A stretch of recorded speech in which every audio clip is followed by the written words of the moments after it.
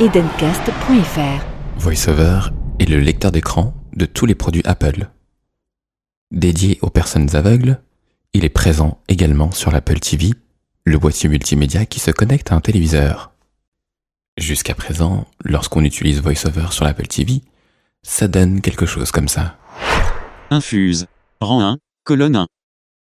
Netflix, rang 1, colonne 2.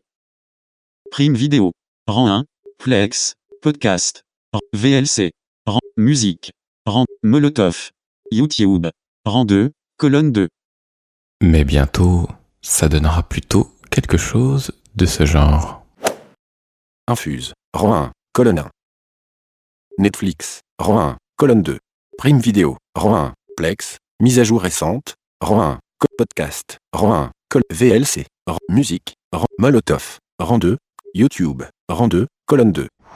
Et oui les amis, Apple s'est enfin décidé, après plusieurs années, à intégrer son propre moteur de synthèse vocale au sein de l'Apple TV, donc celui de Siri en fait.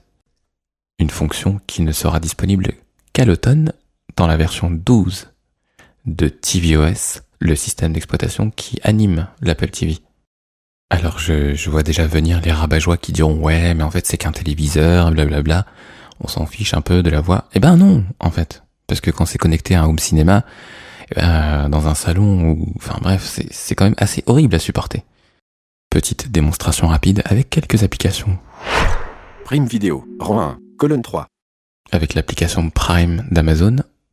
Série, Prime Original. Les Bleus 2018, l'épopée russe, saison 1. Inclus avec Amazon Prime catégorie d'âge NR.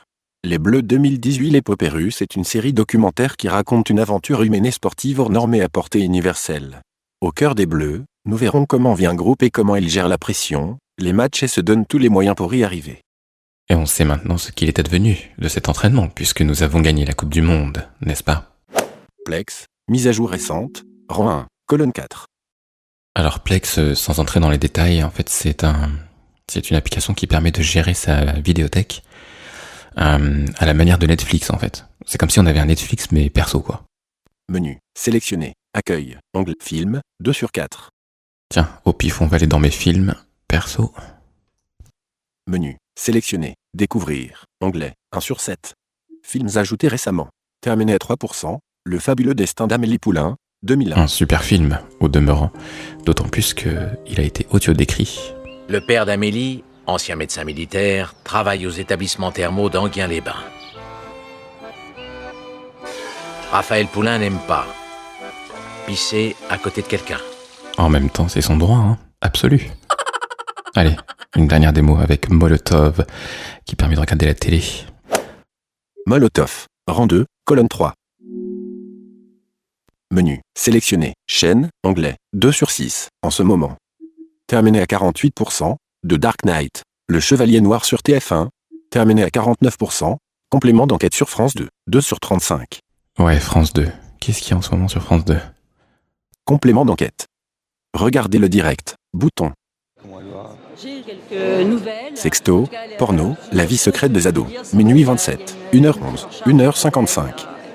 Tout est fait pour qu'elle aille au mieux. Mais je veux dire, l'impact est énorme, quoi qu'il en soit. Enfin, les enfants sont très vulnérables aux violences. Ils ont un cerveau qui est extrêmement vulnérable au stress, au basculement, une situation qu'ils ne comprennent pas, qui les terrorise ou qui est hors norme, quoi, pour eux. Et du coup, ils se retrouvent effectivement avec une paralysie des fonctions supérieures qu'on appelle la sidération, qui les empêche de crier, de se protéger. Ouais, c'est pas très joyeux tout ça. C'était surtout pour vous montrer que c'est quand même plus agréable avec une voix comme ça à l'usage. Même si à mon avis, vous l'avez bien compris.